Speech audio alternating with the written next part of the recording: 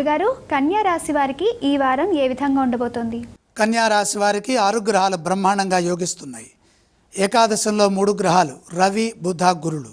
జన్మ చంద్ర శుక్రయోగం, షష్ఠ రాహుయోగం. అదృష్టయోగం కొనసాగుతోంది. అద్భుతమైన విజయాలు సొంతమవుతాయి. మీ కృషిని బట్టి ఈ వారం అత్యంత ఫలప్రదమైన కాలంగా నిలుస్తుంది. అనగా రవి, బుధ, గురు బలాలు లాభస్థానంలో ఉండటం వల్ల ఆదాయము, గుర్తింపు, మిత్ర సహకారం, కార్యసిద్ధి మొదలైనవి విశేషంగా ఉంటాయి. మీ ఆలోచనలకు విలువ పెరుగుతుంది. అధికారులతో జరిగే చర్చలు, అలాగే మీ తోటివారితో చేసే ప్రసంగాలు సానుకూలంగా ముగిసే అవకాశం ఉంది. ఆకర్షణ, ఆత్మవిశ్వాసం, ఆనందం, ఆరోగ్యం, చైతన్యం ఇవన్నీ సమృద్ధిగా ఉంటాయి.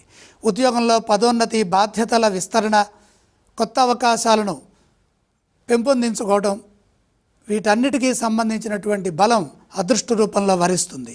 ఆర్థికంగా ఆదాయం పెరిగినా భవిష్యత్ అవసరాల కోసం కొంత పొదుపుగా ధనాన్ని దాచుకోవటం మంచిది. కుటుంబ వ్యవహారాల్లో జాగ్రత్తగా, సున్నితంగా వ్యవహరించాలి.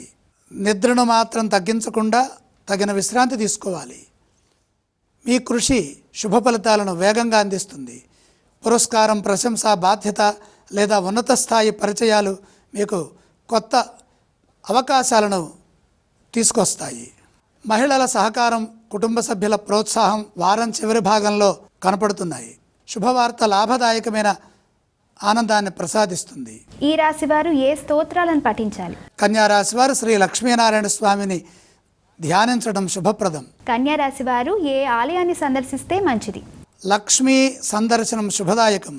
ఏవేవి దానాలు చేయాలంటారు? దానాలతో పని లేదు.